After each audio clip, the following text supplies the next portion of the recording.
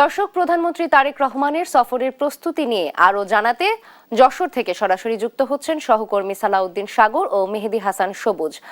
প্রথমে যাচ্ছি সবুজের কাছে। সবুজ, প্রধানমন্ত্রীর এই আগমন ঘিরে প্রস্তুতি কেমন দেখছেন এবং সাধারণ মানুষ কি বলছে, কতটা উচ্ছ্বসিত তারা? নাবিলা, মাননীয় প্রধানমন্ত্রী জনাব তারেক রহমানের আগমন উপলক্ষে কিন্তু সাধারণ মানুষের ভিতরে, বিশেষ করে বিএনপির নেতাকর্মী যারা আছেন তাদের ভিতরে কিন্তু এক ধরনের উৎসাহ উদ্দীপনা কিন্তু কাজ করছে। তার কারণ মাননীয় প্রধানমন্ত্রী শপথ গ্রহণের পর প্রথম উনি যশোরে আসছেন এবং যশোরের আগমনটি শুধুমাত্র যে রাজনৈতিক সফর বিষয়টি তেমনটি না, আসলে দক্ষিণবঙ্গের উন্নয়নের যে সিঁড়ি সেটি কিন্তু আজকে থেকে চলমান ধারাবাহিকতা বজায় রেখে কিন্তু দক্ষিণবঙ্গের উন্নয়ন কর্মকাণ্ডগুলো ত্বরান্বিত হবে, এটি কিন্তু সাধারণ জনগণ, বিশেষ করে বিএনপি যারা আছেন নেতাকর্মী, তারা কিন্তু আমাদেরকে বলার চেষ্টা করছেন।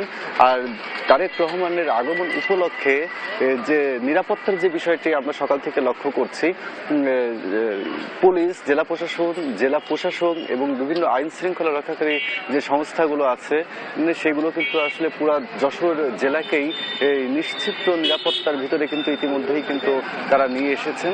জনাব তারেক রহমান মাননীয় প্রধানমন্ত্রী আর 1 ঘন্টার কিছু সময় পূর্বেই কিন্তু যশোর এয়ারপোর্টে উনি যশোরের মাটিতে পা রাখবেন এবং তারপরেই কিন্তু উনি ওখান থেকে সরাসরি চলে যাবেন যশোরের শার্শাসের ঐতিহাসিক যে জিয়া খাল বলে, সেই জিয়া খালের উনি পুনঃখননের উদ্বোধন ওখানে করবেন। পরবর্তীতে উনি বেশ কিছু প্রোগ্রামে যশোর এবং মেডিকেল কলেজের যে ভিত্তি 500 বেড মেডিকেল কলেজের যে ভিত্তিপ্রস্তর স্থাপন, সেটিও কিন্তু উনি এটা করবেন। আর এই ছিল যশোর থেকে আমরা সর্বশেষ পরিস্থিতি। এখন আমরা সরাসরি চলে যাব যশোর বিমানবন্দরে আমাদের সহকর্মী সালাউদ্দিনের কাছে। সালাউদ্দিন। সবুজ, ধন্যবাদ আপনাকে। আপনি যেমনটা বলছিলেন, আমি রয়েছি যশোরের বিমানবন্দরের ঠিক প্রবেশ মুখটাতে। তো আমি এখানে যেটা দেখতে পাচ্ছি যে এখানে কিন্তু সময় যত এগোচ্ছে পিএম আসবে কিন্তু 10:30টার দিকে এখানে পৌঁছাবেন। ঠিক সকাল 10টায় এখানে পৌঁছানোর কথা রয়েছে। তো এখানে নিরাপত্তা ব্যবস্থা কিন্তু খুবই সময় যত এগোচ্ছে সময়ের সাথে সাথে কিন্তু জোরদার করা হচ্ছে। একই সাথে কিন্তু আসলে এখানে আমি সকাল থেকে এসে সেনাবাহিনী, র্যাব, পুলিশ এবং আইন শৃঙ্খলা বাহিনীর অন্যান্য যে সকল ইউনিট রয়েছে সকলের সমন্বয়ে কিন্তু আসলে একটি নিশ্চিত নিরাপত্তা বলয় কিন্তু তৈরি করা হয়েছে। এখানে সকাল 10টায় আসার পরে 10:15 কিন্তু যশোরের শার্শার যে ঐতিহাসিক জিয়া খাল বা উলসি খালটি রয়েছে সেটি পুনঃখননের যে কার্যক্রম রয়েছে সেটি উদ্বোধন কিন্তু করতে যাবেন বলে আমরা জানতে পেরেছি।